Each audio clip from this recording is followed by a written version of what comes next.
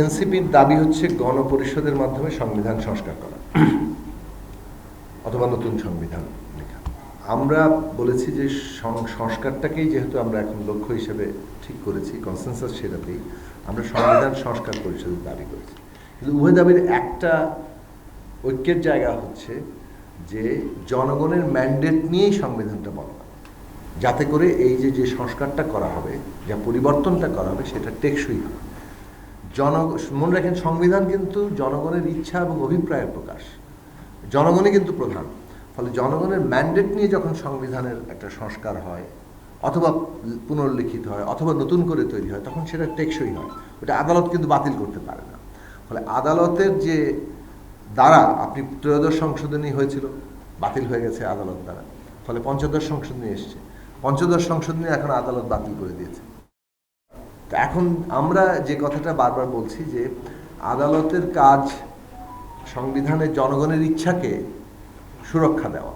ফলে সেদিক থেকে জনগণের ইচ্ছারই যে প্রকাশ আগামী সংবিধানটা হবে, সেইটা ওই ম্যান্ডেটের মধ্যে হবে। সেক্ষেত্রে এসেন্সের দিক থেকে আমাদের একটা মিল আছে। পার্থক্যের জায়গা আছে যে যতটুকু, সেটা তো আমরা আরও আলোচনা করব। আমরা এটা বলেছি যে ডিসেম্বর হচ্ছে আর্লিয়েস্ট, জুন হচ্ছে ইয়েতে। এখন ধরেন সরকারই তো ডিসেম্বরের কথা বলেছে, আমরা তো বলিনি।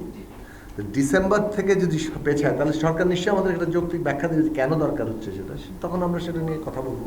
বাট আমরা ডিসেম্বর থেকে জুনের মধ্যেই যে সময়সীমার মধ্যে নির্বাচনের কথা বলা হয়েছে, সেই সময়সীমার নির্বাচনের বিষয় নিয়ে আমাদের কোনো দ্বিমতের জায়গা নেই।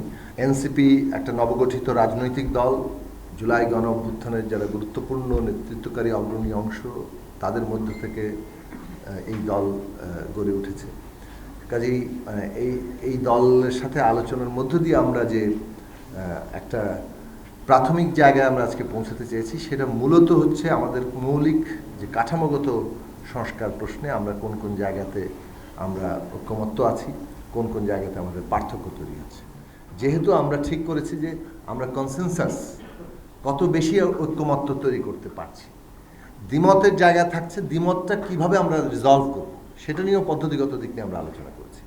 তো ঐক্যমত্য এবং দ্বিমত, এই জায়গাতে ঐক্যমত্য কিভাবে বাস্তবায়ন হবে, দ্বিমত কিভাবে ফয়সালা হবে, এইটার পদ্ধতিগত দিকটা আমরা আলোচনা করছি। আমরা আরও আলোচনা করব। এইটা ফর্মাল ইনফর্মাল উভয় প্রক্রিয়ায় আলোচনাটা চলবে। এটা হচ্ছে মূল বিষয়। আজকে এই স্থানীয় সরকার নির্বাচন আগে কিংবা পরে, জাতীয় নির্বাচন পরে, এই প্রশ্নে আমরা আলোচনা করিনি। ভবিষ্যতে আরও আলোচনা এইসব এজেন্ডার সামনে আসবে।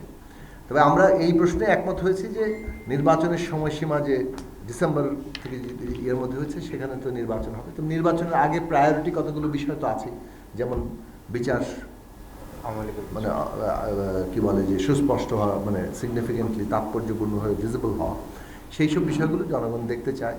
সংস্কার প্রশ্নে এই ফয়সালাটা হওয়া, এবং ইতিমধ্যে তো ঐক্যমত্য কমিশন 15 জুলাইয়ের মধ্যে তারা একটা এই ঐক্যমত্য তৈরির তাদের যে চেষ্টা, সেইটার কাজটা করবেন। কিন্তু ওইটাই একমাত্র না, ইটস নট এ ফর্মাল ব্যাপার। উভয় দল, এনসিপি এটা অনুভব করেছে, আমরা অনুভব করেছি যে আমাদের মধ্যে আনুষ্ঠানিক এবং অনানুষ্ঠানিক প্রক্রিয়াগুলো আমাদের চালু থাকা দরকার। শেষ পর্যন্ত তো জনগণ আছেই, যেসব জায়গাতে আমাদের মিলবে না আমরা জনগণের কাছেই যাব এবং জনগণই ফয়সালা করবে।